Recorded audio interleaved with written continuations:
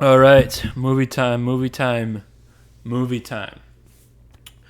So, um, so I watched some movies and shows over the summer, and I'm like, hey, why don't I just kind of talk about, highlight the good stuff, highlight the stuff maybe that's not so good. I don't know. This video is very inspired by Carson Runquist's What I Watched in a Month video. I didn't really watch too much movies in a singular month over the course of the summer, so I was like, why don't I just highlight everything I watched in the summer? This isn't every single movie that I saw in the summer. It's almost. So it's just gonna be kind of low key, chill, podcast style vibe type beat. So let's just kind of run down the.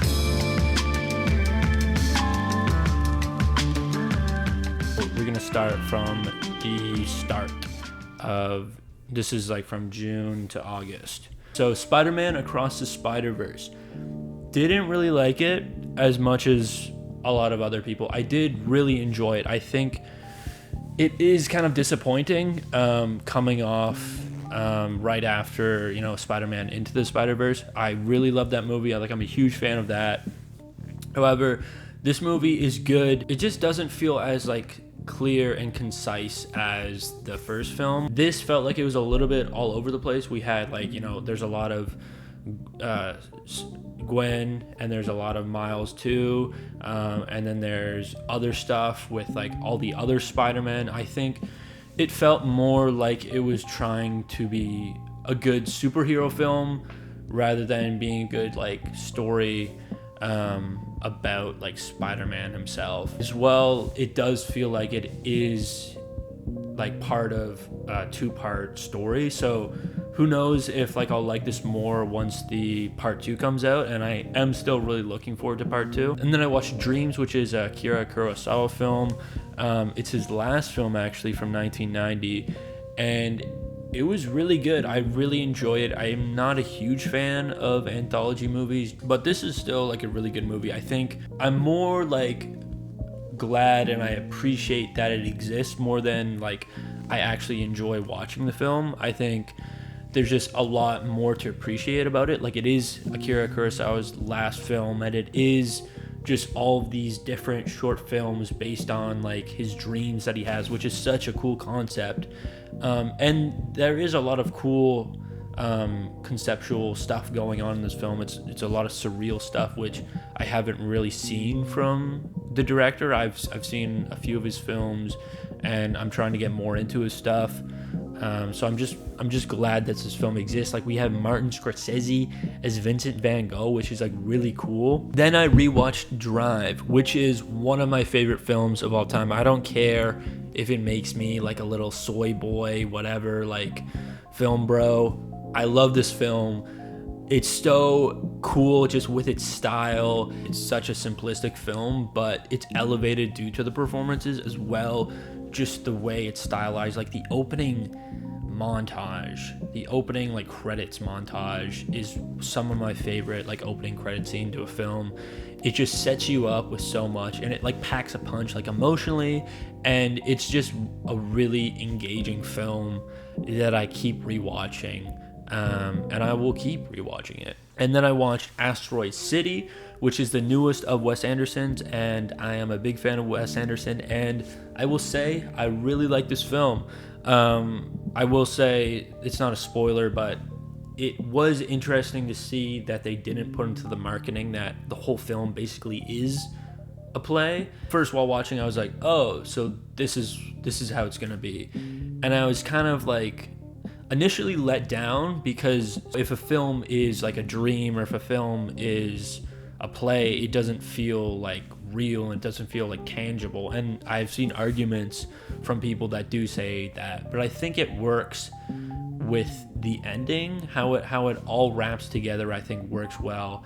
And it is a film that I do want to rewatch more. Even though I have been really enjoying Wes Anderson's latest stuff, it does feel it's not as personal. It's more of just kind of large scope, and just kind of showing what he can do technically, which is awesome, and showing that visually But I think Asteroid City does bring back a little bit of his personal aspect from his earlier films, which I do appreciate, but as well bringing the great scope that is Wes Anderson technically into his films. And then I rewatched the Indiana Jones trilogy to prepare for Dial of Destiny. The thing is, I don't know if I like Raiders more or if I like The Last Crusade more, because they're both really great, but obviously Temple of Doom is kind of the lower tier out of the three. It's still like a really enjoyable film, and it's such a fun film to watch too, but it's so just odd in like what it's doing. It feels like tonally just all over the place, which it's like extremely dark elements, but at the same time it's bringing this like weird like family friendly vibe. Raiders is probably, like technically speaking, probably is the best Indiana Jones movie, and I do really love it, and it is kind of a very influential film for action movies.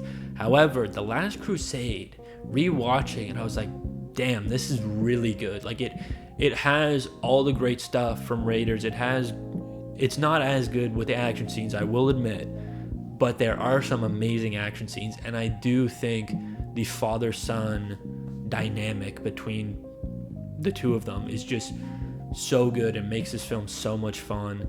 But the way it ends too is awesome. But then, I watched Dial of Destiny, which is just really disappointing.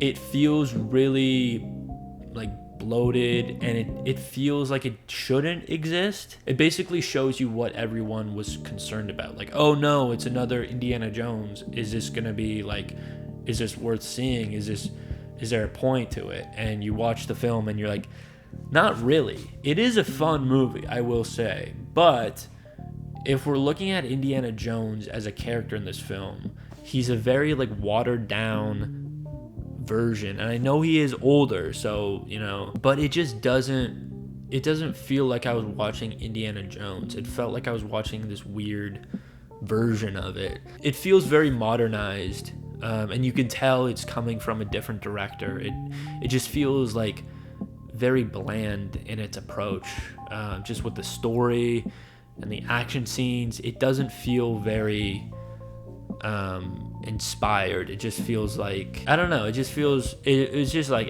it's very like But then I watched probably my favorite movie of 2022, which is Past Lives. And Past Lives was so refreshing to see right after Dial of Destiny, because it feels like a movie that you can watch it and then you see, oh, this is why they did this. You see all of the aspects of film put together, and you're just in awe of how amazing it works. Just with the cinematography, you're like, oh, this makes so much sense why it's shot like this. Oh, this makes so much sense why it's like this. Why, and these shots tell this way. And it tells a story greatly, and the story itself might not seem like it's that unique. However, the approach of it is so good. Both actors are phenomenal in this. I loved every second that they were acting in it.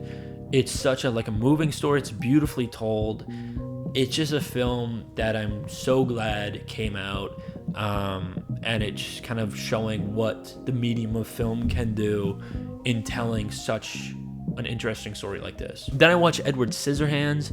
I have not really seen that much Tim Burton stuff, honestly. Just as a kid, I was never into it as much, but I was always intrigued, and so I watched Edward Scissorhands for the first time, and it's surprisingly good. I guess, I don't know if it's surprising for me that I enjoyed it that much. It's just like a goofy film set in its own unique environment, its own interesting little world. Johnny Depp is so good as this character. It's a simplistic premise. However, the way Tim Burton manages to pull it off with the unique score and its production design, just everything around it is great. And then I watched 28 Days Later, which I really liked. Cillian Murphy, he pulls this film. He carries this film. He's the GOAT. And it's also a really good zombie apocalypse type film. It's the way it's shot is interesting, and it never became distracting. It brings the grittiness, it brings the griminess, and it kind of makes the whole film work like that. Then, off of 28 Days Later, I hopped into the movie theater to see Oppenheimer, which I thought was great. Christopher Nolan bringing in his A game here. Is it the best Christopher Nolan movie?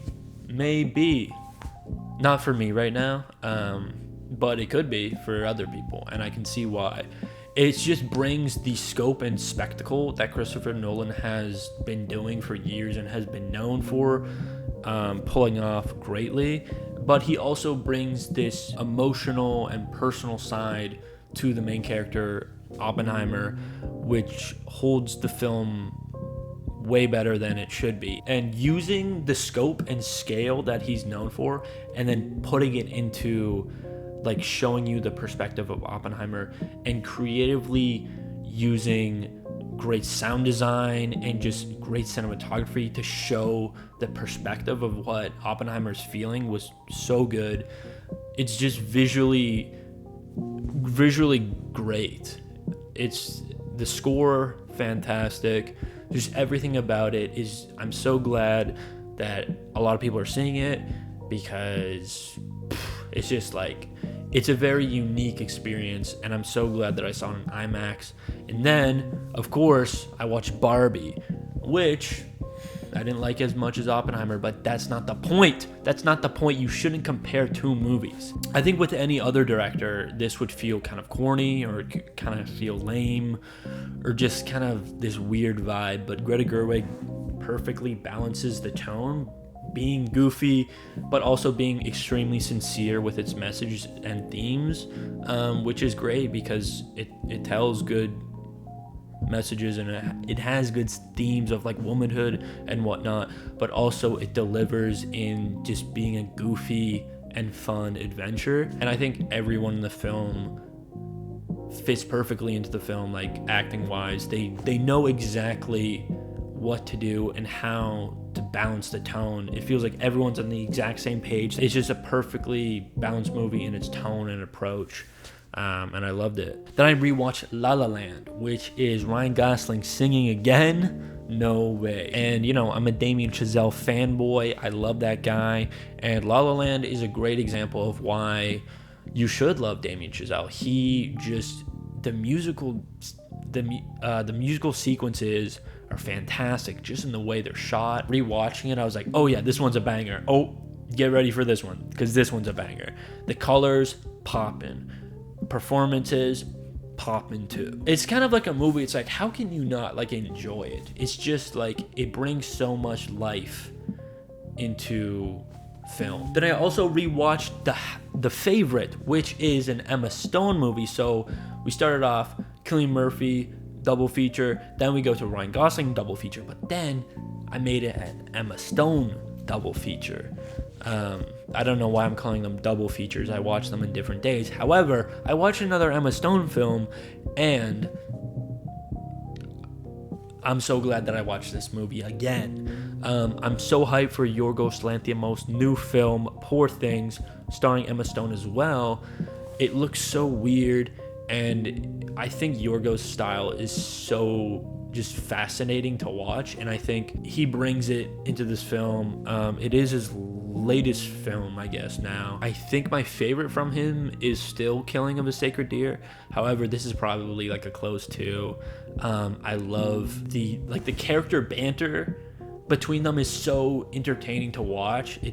I could watch that for like hours. The three main actresses are so great in this too. You know, Yorgos brings this like weird but unique style to it, which I think is amazing. And then I watched House, which I didn't like it as much as I wanted to. I think it does what it wants to perfectly. It definitely has this interesting creative vision where it's supposed to be from a child's perspective. I believe the director's child wrote some of it, or there's some inspiration from his child. That's what I've heard. It's a very stylized film, and I think people can like really appreciate it or kind of not get into it as much, and I didn't really get into it as much as I wanted to. It feels like it's just putting a bunch of fun, goofy, experimental stuff in one film, packaged up like that, which is great. But overall, I didn't feel like there was a point to it, or it just felt like a visual experience, which I did really enjoy watching. And it's such like a goofy film too. So yeah. Then I rewatched Fight Club, another film bro movie. I'm literally a walking cliche at this point. I think rewatching it was interesting because when I first watched it when I was like 16, I was like, this is such a cool movie.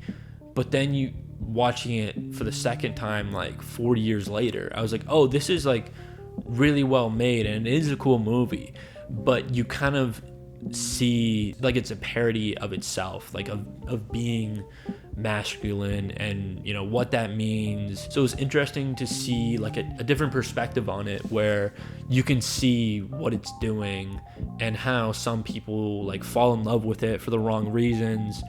The acting, yeah, it's great. Both Brad and Edward are goats in this. And then I watched Close Up, which is from the director, I'm just gonna put his name here because I want to respect it, and I forget what it is, and I don't know if I can pronounce it correctly, but I have seen his film Taste of Cherry, and that was such a good movie, such like a really sad but like beautiful film.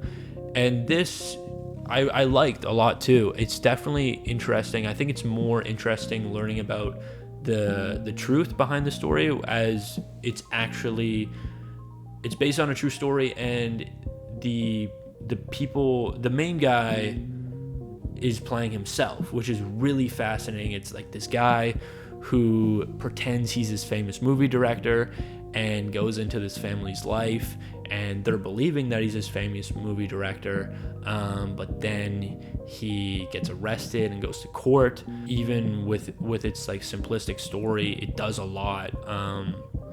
Like the actors are great in it. Yeah. And then I watched Mission Impossible Dead Reckoning Part 1, which is the Part 1 out of the Part 2 of the Mission Impossible 800 movie trilogy. I think the most recent Mission Impossible movies have been my favorite. However, this did feel like a little like step lower. There was really cool action scenes. Don't get me wrong. Tom Cruise is crazy. He's a crazy man. However, the action scenes in this, I didn't have the same like response to it as I did with the previous ones, like Fallout or Rogue Nation, where it was like it feels very intense watching it because you realize like what the stakes are. This just felt like there's action happening, and it did feel kind of bloated. The beginning, there's a lot to set up in this film, which makes sense, but it just felt like there was a lot of just like exposition and just so much of that. And I was like, okay, I know it's kind of weird to say like, oh, can we get to the action? But it is Mission Impossible. Like, can we get to the action? Then I watched Mishima, A Life in 4 Chapters, directed by Paul Schrader. Really good film. It's been one of the films that I've been really meaning to see. Like, it's been on my watch list for a while. And I'm so glad that I watched it. Such like a beautifully told film.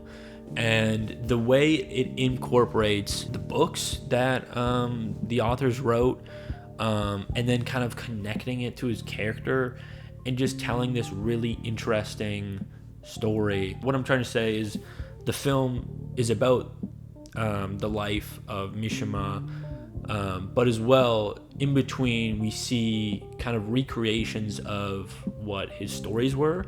And, you know, the production design and cinematography for some of those were really cool. Like, it was such like a surreal experience, but you also see how that connects to Mishima, like in real life. Yeah, I really enjoyed it, and I think it's a film that I would, you know, recommend to people that are trying to get into film, as its sense of its story and that, like, it's done perfectly. Then I rewatched Eternal Sunshine of the Spotless Mind, which is a film that I love so much. But I do admit there is like glaring problems of it, like the subplot with, you know, Elijah Wood, Mark Ruffalo, Kirsten Dunst. There is a reason for it to be in there.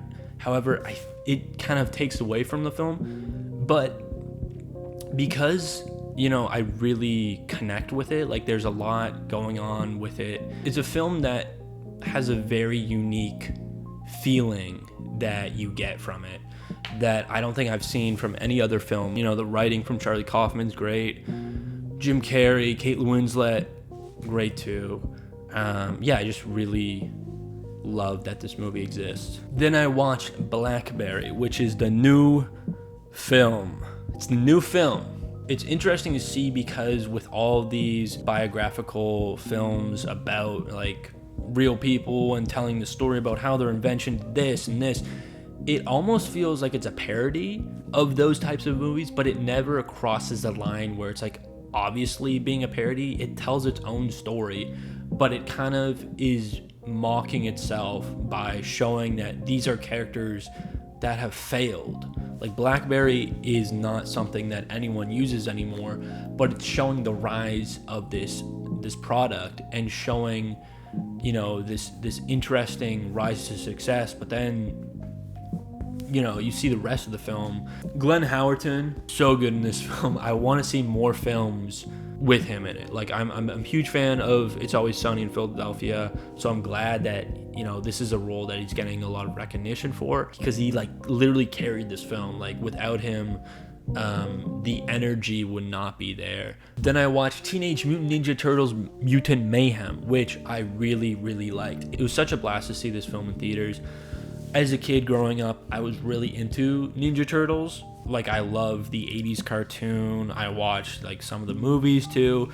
It was something that I was like really into, and seeing this kind of like felt like it was bringing back childhood memories. Like it was very cool to see Teenage Mutant Ninja Turtles, but also done in this way where they actually feel like teenagers, and that teenage energy and the humor is like there perfectly. And it's such a funny film.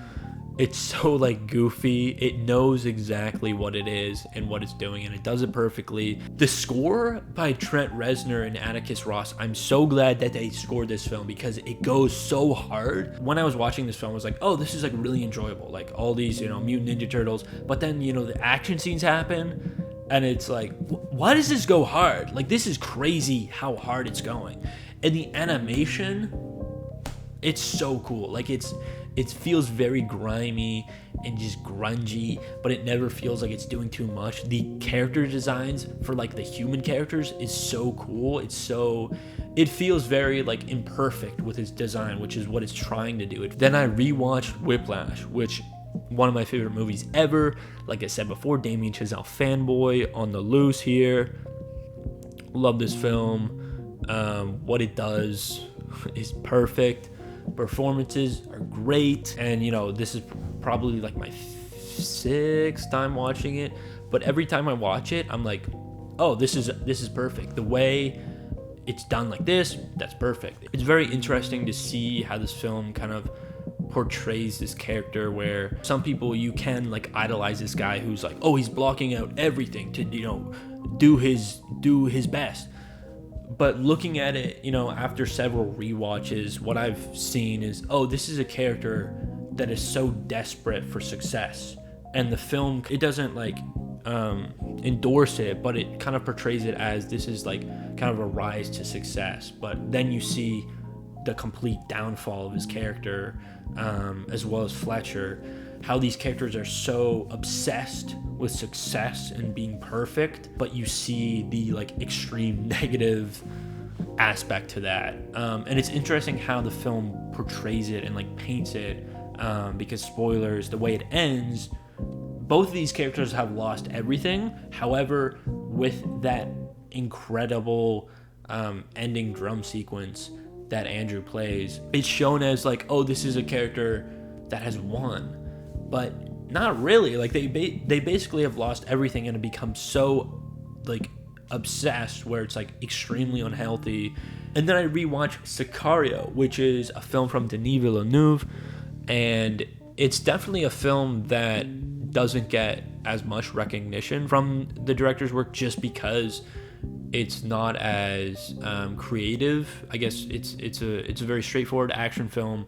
However, I forgot how great this movie was. Just the themes of kind of betrayal and like what is it that, you know, these officers are doing? Like what's morally right and like what's morally wrong, and you see kind of the dark aspects of these agents, what they're doing. Is this something that's like morally right? But as an action movie too, it's really engaging and intense. It's definitely one of my least favorite from the directors, but that doesn't mean it's a bad movie, in no means. Then I rewatched Nope, which is probably one of my new favorite movies in recent years. The spectacle and the scope of it, but as well, it's very down to earth with its characters.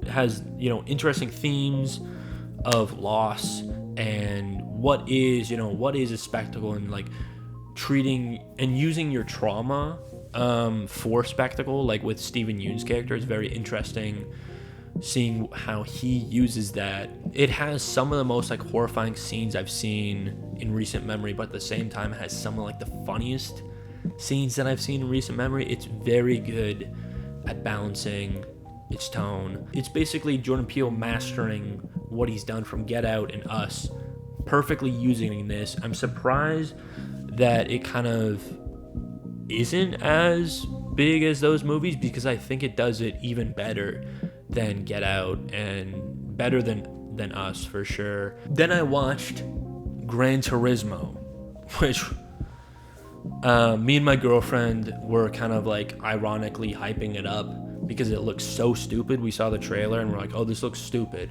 So we were kind of like hyping it up like, oh, this is gonna be crazy. And it's not a good movie, but it was so funny to watch. It takes every kind of cliche, puts it into one movie, and it feels like it's not based on a true story, even though it is called Gran Turismo, based on a true story. It feels like it's fake. It's really weird, and there's so many like interesting creative choices that are just like very out of nowhere. Like it's about this kid who drives a car, or he's a gamer, but then he drives race cars, and that's the whole movie. Everyone doubts him because he's like, oh, this is a gamer. I'm sorry. You really think you're going to take a kid who plays video games in their bedroom, you're going to strap him to a 200-mile-an-hour rocket? But then he ends up being really good at it. So there's like scenes in it where it's just him driving a normal car, but then they'll like use like PlayStation graphics and like weird like stuff that you'd see like playing a video game on it while this guy's driving a NASCAR. It's like, what am I watching? Whoopsie. It's not bad acted, honestly. Like the main guy, I forget his name, who plays Jan, he doesn't do a bad job, and neither does David Harbour or Orlando Bloom. Like it feels like they're trying their best to make this film as believable as possible, but just the writing of it, some of the dialogue is crazy weird. It's just like, why? It's a lot of why, but it was so hilarious to watch in theaters. I'm glad I did it. And then I watched Corpse Bride, which is another Tim Burton film that I've never seen, and it's such a short, sweet, precise little film that basically like captures everything that Tim Burton's known for. Great score, creepy characters, a little weird story, a little weird kooky guys, but I really liked it. And then last film that I watched was the Uptown Funk music video. Let me say, straight masterpiece, like they say in the film. Love that song, and I love the film. That is the music video, Uptown Funk. But lastly, I want to talk about Punch Drunk Love, which I saw again, and I loved it. I love this. It's one of my favorite movies of all time. Definitely my favorite PTA film. It's a film that I would probably recommend to everyone to watch, just because it's a film that is so, I guess on the surface it is simple. It's like this guy who falls in love, but there's so many interesting like surreal elements in it where it feels like it's part of its own unique world, and Paul Thomas Anderson is like great at doing that, where his films feel like they're in different worlds, but it also feels very down to earth, and this is what Punch Drunk Love does great, and I think it does the best of. And Adam Sandler too is yeah, probably my favorite performance from him. He's amazing in this. And it's a film that you see why he was utilized in this film. Barry is a character that you can't help but sympathize for, but at the same time, you're kind of like laughing at him. You're like, this guy is really awkward, but at the same time, you're like, I feel really bad for him. Like the way he suffers with his sisters. And it's a film that depicts social anxiety like the best I've ever seen. Like I haven't seen it portrayed in this way, where it's these simple scenarios that he's experiencing, however it's heightened to an extreme like 11 just with the score, which is fantastic by John Bryan, and the acting, cinematography, the way it's shot. There's so many cool shots. I think there's like every scene in this film is something that I could analyze for. I'm so glad that I could end off the summer with Punch Drunk Love, and also Uptown Funk music video film.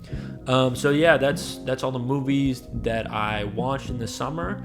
Let me know kind of what you've been watching. I kind of wanted to make this video just because I like seeing, you know, other people, what they recommend, what they enjoy, and kind of, yeah, giving recommendations and showing people there is a lot of, like, I like learning about films coming out and like films that people are discovering. And yeah, I love discovering new films. So, you know, if there's stuff that you want to talk about, like, let me know in the comments, like what films you've been watching. Yeah, I want to make more of these videos. Maybe I'll do like a seasonal thing, like what I watch in the fall or whatever. So if you like that, yeah. And yeah, this is the end of the video. So thank you. Whoopsie.